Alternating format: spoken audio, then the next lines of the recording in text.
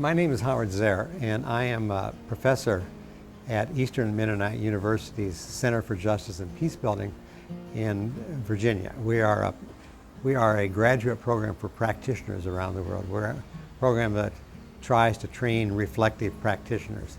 Restorative justice as a field began in practice, not theory. So when the first people did this kind of thing, and when we were first doing it where I lived, we didn't really have we had some reasons for doing it. We didn't really have a theory or concept. So I found this term restorative justice stuck away in an essay somewhere and began to write about restorative justice as a conceptual framework. My book, Changing Lenses, came out in 1990. It's been published here, and many people are using it here to understand restorative justice. Restorative justice arose initially as a different way of addressing justice questions. Our legal system, our school systems, and others tend to revolve around punishment, rule breaking, that kind of thing. In fact, I sometimes say you can summarize it in three questions we ask. We say, what rules or what laws did you break? Who did it? What punishment did they deserve? Restorative justice is an attempt to change the focus, change the questions. And instead of asking that, we ask, who's been hurt in this situation?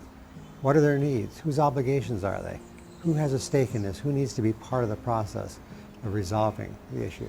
So while the ones is you might say a desserts-based, or it focuses so much on making sure people get what they deserve, restorative justice focuses more on needs and obligations. I often say there's three principles basically of restorative justice. One is that we address the harms that come out of a situation and the needs that arise from it, because whenever we're harmed, there are going to be needs like that. Secondly, we address the obligations. Whose obligation is it to try to repair this harm, to make it right? Well, the offenders, first of all, but the rest of us may have some obligations as well. And then third, the principle of engagement. Those people who are impacted and have a stake somehow ought to be involved in the resolution in some way. So in one level, it's a way of addressing justice questions, injustice questions, justice questions in a way that focuses on healing and repair. Another way of looking at it, and some people say it's really about how we live together. It's about how do we have healthy relationships, how do we mend relationships when they're damaged, how do we build healthy relationships. Because there are, in addition to these three principles, there are a number of values that underlie it. And I like to use three.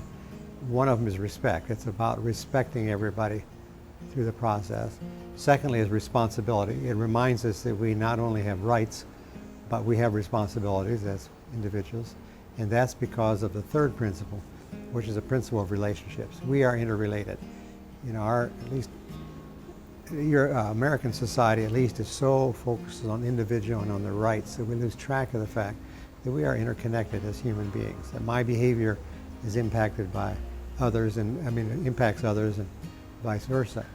In many ways, what this is a relational understanding of justice instead of an individualized kind of understanding of justice. Well, it sounds like your society, like our society in the United States, is fairly punitively oriented, and that's reinforced on a daily basis by the media, by politicians, and so forth. The thing that encourages me is that when you, at least in the United States, when you explain to people the actual circumstances and tell them what the options are, they often are a lot less punitive. If you ask people, what would you really like from this person? You want them to go to prison and feel sorry for themselves, feel like a victim, learn to be a better criminal, come out without the skills to be in society? Or would you like them to begin to understand what they did and take some steps to make it right? Which makes the most sense to you? Or ask people, if your child got in trouble, as many do, which of these options would you prefer? That makes people think. People are responding on a kind of just an impulse. They're not thinking about it. But when you ask them to really deliberate about it, you find that many times they're much less punitive.